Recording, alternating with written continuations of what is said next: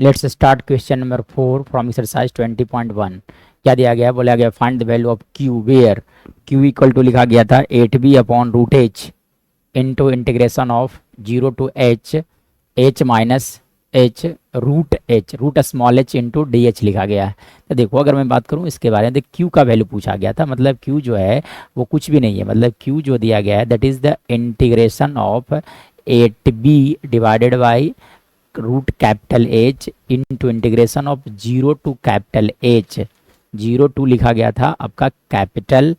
H लिखा गया है, ठीक है, 0 टू कैपिटल एच और इसके बाद लिखा गया था capital H minus small h into लिखे गए हैं रूट स्मॉल एच इंटू लिखा गया था आपका डी एच। अब देखो अगर मैं बात करूँ तो यहाँ देखो डी एच लिखा गया है, तो जैसे ही लिख रहा है डी एच मतलब स्मॉल एच जो होगा that will be treated as variable. अब बाकी जो भी लेटर यूज किए हैं स्मॉल लेटर के अलावा वो सब के सब कांस्टेंट होंगे, मतलब capital h is a constant है ना, b is also a constant, मतलब क्यू का जो वैल्यू होगा that will equal to how much 8b by root h as it is रहने दिया जाए, root b by 8b by root h as it is रहने दिया जाए, इसमें नो चेंजेस। इसके बाद देखा जाए तो ये तो हो गया 8b बाई रूट एच का वैल्यू जो था वो एज इट इज़ रहने देना है, ठीक है। अब आपको क्या करना होगा यहाँ से कि आप डी एच के साथ मल्टीप्लाई कर लो, तो एच एक कांस्टेंट है इसलिए कैपिटल एच को बाहर कर दिया जाए, तो आप लिख सकते हैं यहाँ से root h into d h minus h into h root h मतलब एच का power 1/2 that is equal to h के पावर लिखे जा सकते हैं यहाँ से 3/2 इंटू लिख सकते हो आप डी एच और यहाँ से लिमिटिंग वैल्यू लिख दिया जाए that is from 0 to capital h, 0 to capital h तक दिया गया है, ठीक है। चलो अब आप क्या करो इंटीग्रेट कर लिया जाए, तो जब आप इंटीग्रेट करोगे तो लिखे जा सकते हैं 8b by root h into, चलिए इसके बाद देखा जाए तो H into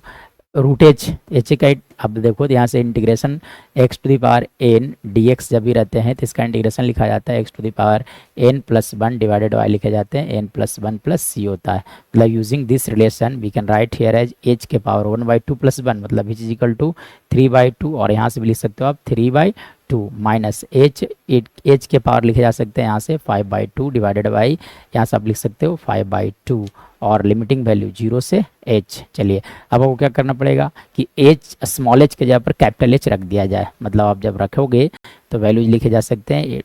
8b by root h into